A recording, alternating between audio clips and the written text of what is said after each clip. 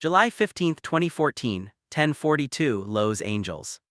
The conference table at Marvel Studios is polished to a mirror finish. Contracts sit neatly stacked, coffee goes cold. Across the table, Robert Downey Jr. leans back in his chair, not smiling, not negotiating, just quiet. Outside that room, Hollywood is expanding at full speed. The Marvel machine is printing billions, the Avengers brand is unstoppable, but inside something has shifted. Downey isn't asking for a higher billing line, he isn't debating screen time, he isn't even arguing. He's hesitating. For 6 years, Tony Stark has defined him, resurrected him, the redemption arc of Hollywood mythology, from industry liability to box office pillar.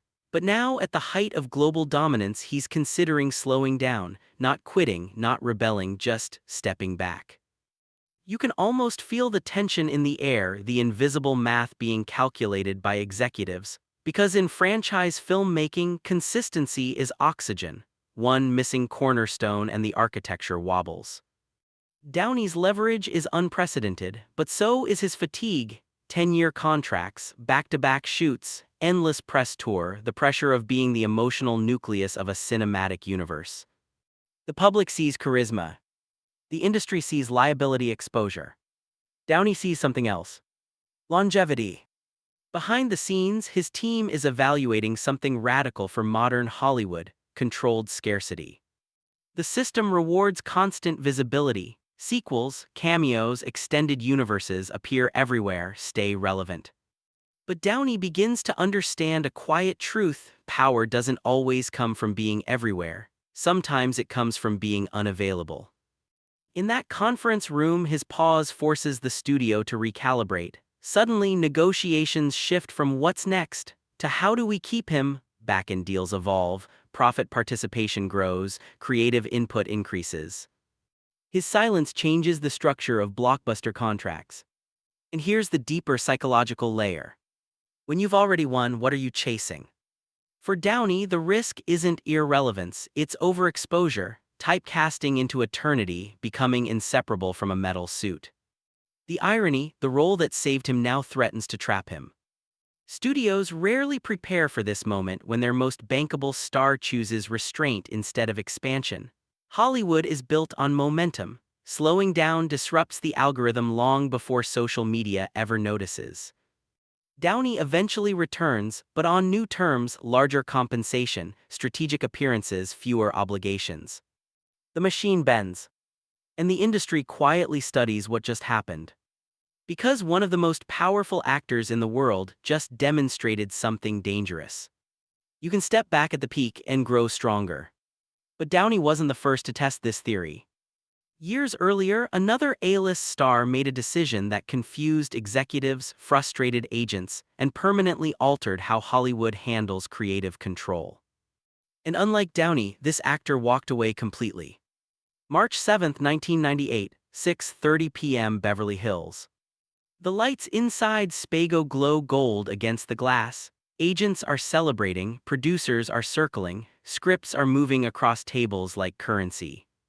Across town, Jim Carrey is alone. Just 3 years earlier, he had done something almost mathematically impossible. Ace Ventura, The Mask, Dumb and Dumber, then The Cable Guy, the first $20 million paycheck for a comedian. Hollywood had turned him into an economic event. Studios didn't see an actor. They saw velocity. And velocity in this town must never slow down. But Carrey was tired, not physically, psychologically.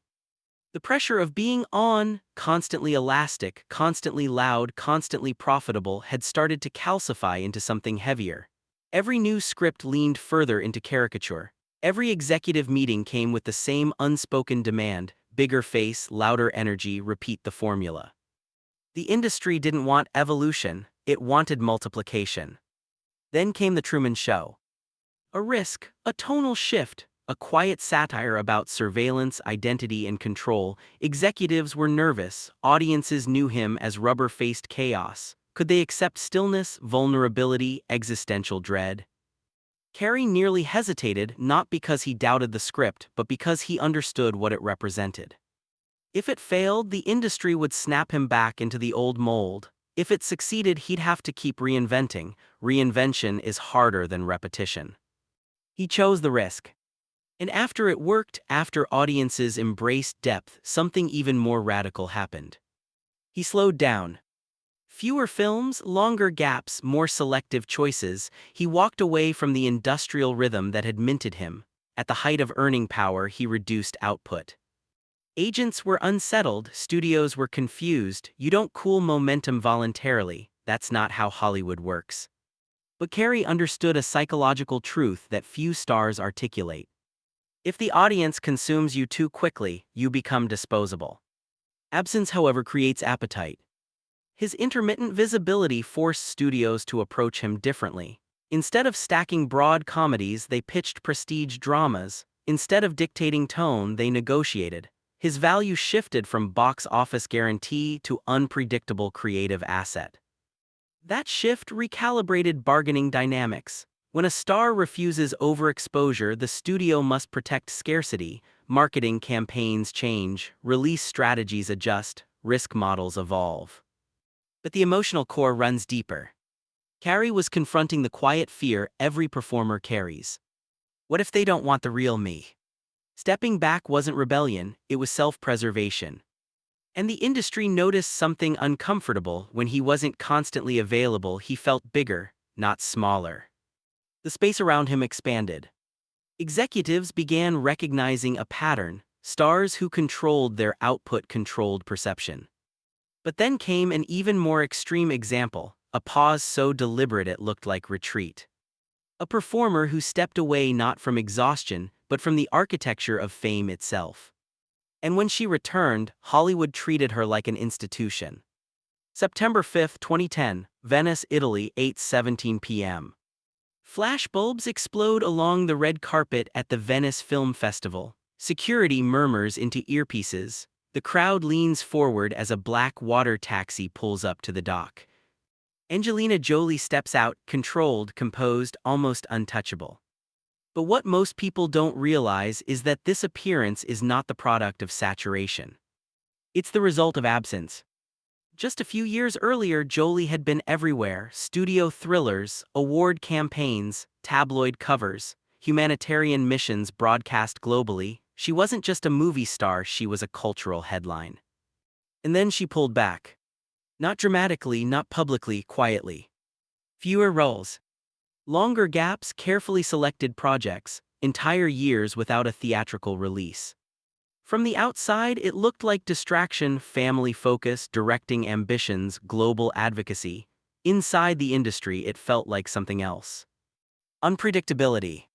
Studios prefer reliability. They build release calendars years in advance. Franchises require consistency. Award strategies depend on visibility. Jolie disrupted that rhythm. She began choosing projects that weren't obvious commercial plays, voice work, directing, prestige dramas with uncertain box office ceilings. She shifted from star vehicle to storyteller. And here, where the power recalibrated. When an actor transitions from performer to decision-maker, from talent to architect, the negotiation changes. Jolie wasn't rejecting Hollywood, she was restructuring her relationship to it. Behind closed doors, executives had to approach her differently. Instead of dictating tone or packaging scripts around her marketability, they pitched collaboration, creative alignment, social impact. Her absence from constant studio output increased her symbolic weight. Psychologically, this is counterintuitive. Visibility equals relevance, or so the industry insists. But Jolie understood something deeper. Mystery creates authority. By stepping away from the churn, she protected narrative control. The press cycle couldn't overdefine her. The audience couldn't exhaust her image. Every return felt intentional, event level. When she appeared in Maleficent, it wasn't just casting, it was positioning. A mythic villain reimagined by a woman who had already transcended the traditional heroine archetype. The marketing leaned into her scarcity. The anticipation was built on distance. And studios learned a quiet lesson. Some stars grow more powerful when they're not constantly selling themselves. The emotional layer here isn't rebellion, it's discipline. Because stepping back requires confidence, confidence that your value doesn't evaporate in silence. Most actors fear the pause, the phone might stop ringing, the audience might forget, the machine might move on. Jolie gambled on the opposite theory, that Hollywood recalibrates around those who refuse to be always available. And she was right. But there's one more case. A pause that wasn't gradual, wasn't strategic on the surface, and wasn't universally understood at first.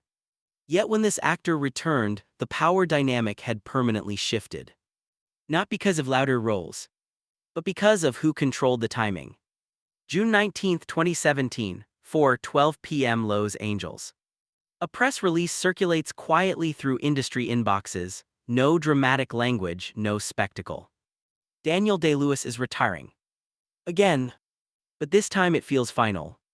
There's no scandal, no decline, no fading relevance. His last performance, Phantom Thread, is being praised as meticulous, obsessive, brilliant. Another awards season orbit is forming around his name. And yet he steps away. Completely. For years at a time, Day-Lewis disappears between films, not as strategy in the marketing sense but as philosophy. He refuses the cycle. No press tour unless required, no public overexposure, no franchise attachments, no rapid turnaround projects. Studios cannot schedule him like inventory. And that refusal alters the gravitational pull around him. In Hollywood's ecosystem, time equals money, productions operate on deadlines, release windows are calculated against competition, investors expect predictability. Day-Lewis rejects predictability.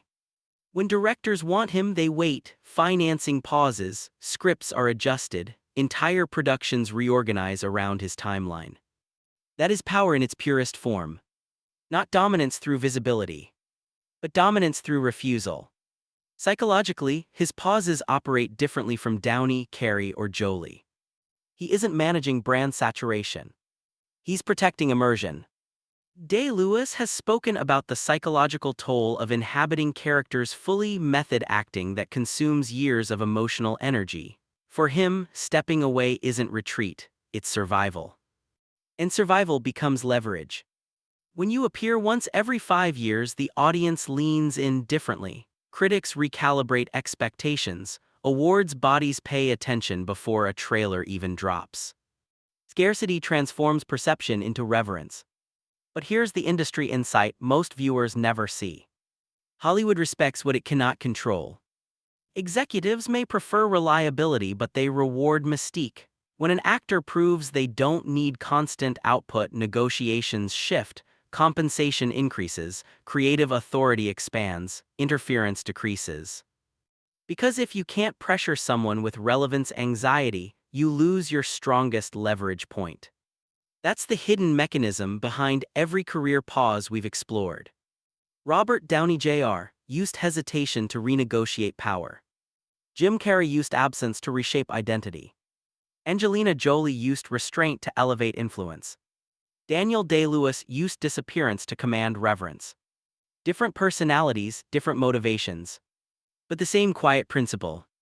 In an industry addicted to visibility, the rarest move is to slow down. And when someone powerful chooses to step back, not because they're fading, but because they're aware, Hollywood doesn't move on. It waits. You can almost picture the empty chair at a conference table, the script sitting unopened, the release calendar holding a blank space. The machine recalibrates around the absence. That's the paradox. The industry that rewards constant presence ultimately grants the most power to those who prove they don't need it. And maybe that's the most revealing truth about fame itself. Control doesn't always come from being seen. Sometimes it comes from deciding when not to be.